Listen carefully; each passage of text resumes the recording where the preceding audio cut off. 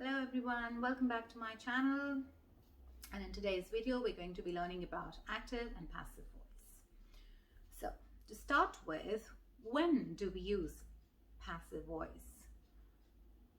Any answers? Yes, you're right. We use passive voice whenever we are talking about news stories, when you're going to be reading your news, when you're listening to your news, all those sort of things. When you don't know the subject, or you don't want to know about the subject, or the subject is not important. That means, when I say subject is not important, that means the action, whatever has happened, is more important than who did the action.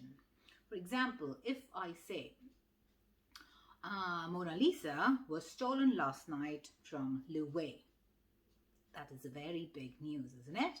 So when I say that, you are interested in the news itself, because the news itself is so big.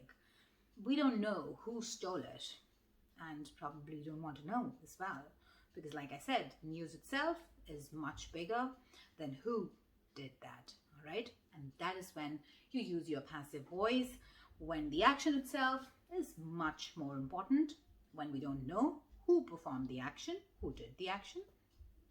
And that's exactly when you use your passive voice. All right, that is to start with. One more thing I would like you, before taking you to the rules and before showing you everything, guys, if you want to learn your passive voice, one thing has to be very sure. You need to be very good with your tenses, because now I will be showing you my board work and like this is the tense and this is how you change it. But if you don't know your tenses, then you will be lost.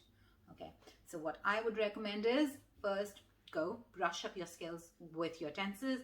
Remember, like, which tense is this? How do we form present simple? How do we form our present continuous or perfect? Because otherwise when I'll explain, you'll be like, okay, what is she talking about? This is all gobbledygook to me. Okay, so go ahead, brush up your skills, and then come back and watch this. Okay, so now without wasting any of your times, I will take you to the board work and then explain it, how exactly we do the switch, what happens with the passive voice. Okay, so like I said, this is where we'll start with. I write poems. This is your active voice sentence. Which tense is that? Present simple, that's right. I write poems. I is your subject, write is your verb, and poems is the object. Now what happens in your passive voice? The object of your active voice becomes the subject of your passive, and the subject becomes the object, and that's why we say we switch. Okay, so if you look over here, we say poems are written by me. That's what the switch is. So now here, by me is an information which is not that important. If you want, you can leave that. Poems are written. Always remember, whenever you're using your verb in passive voice, that's always going to be past participle. When I say past participle, that means third form of the verb. So write becomes your written. Since this is your present simple, is am-are, and poems are plural, so then you use your verb. Poems are written by me, like I said, is an extra information. You can leave it if you want. Now looking at the second sentence, which is he ate a banana. Again, he is your subject, ate is your verb, and a banana is the object. And what is the tense of the sentence? Ate, past. That's right, past simple. Again, the switch. So a banana is your object, so that will become our subject.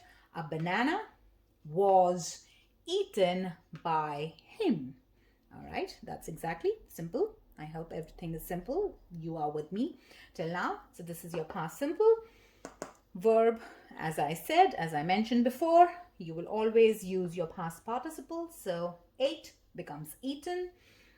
A banana becomes our subject in passive, and by him, again, is an extra information. You can give it or you can leave it. We call it an agent, all right? Joe is singing a song. Joe is singing a song. Now, what is the tense of the sentence? Is singing? Present continuous, that's right. And Joe is our subject, singing is our verb, and a song is the object. Again, we'll start the sentence with a song. Now, again, one thing very important, always remember, whenever you have your continuous tenses, being, B-E-I-N-G, being is what you have to use. Now, if it is your present continuous, you will use your is being. Again, sing is the verb, sung by Joe.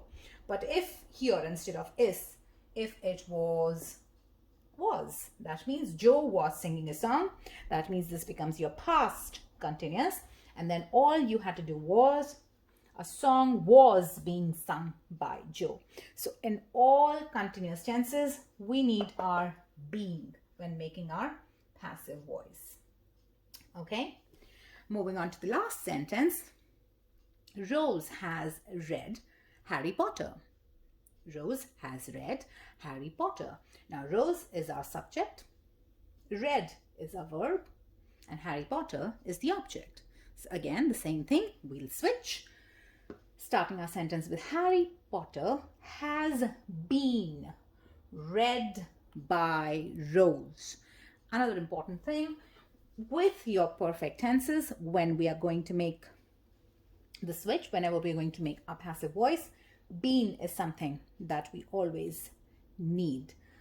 Instead of has, if we had, okay, so then this was your past perfect.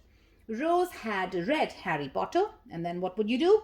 Harry Potter had been read by Rose. Okay, so this is what you have to remember, that whenever we have our continuous tenses, we need being after verb to be, and then your past participle. And similarly, whenever you're making your perfect tenses, you need your has or had, and then been, and then your past participle of the verb. Okay, I hope I helped you learn your active passive voice.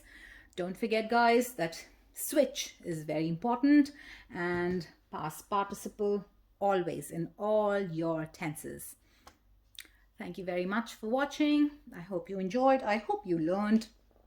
Don't forget to like and subscribe to my channel, and you can post some comments, things that you would like to learn, and I will definitely look into that. Thank you very much. See you soon. Bye for now.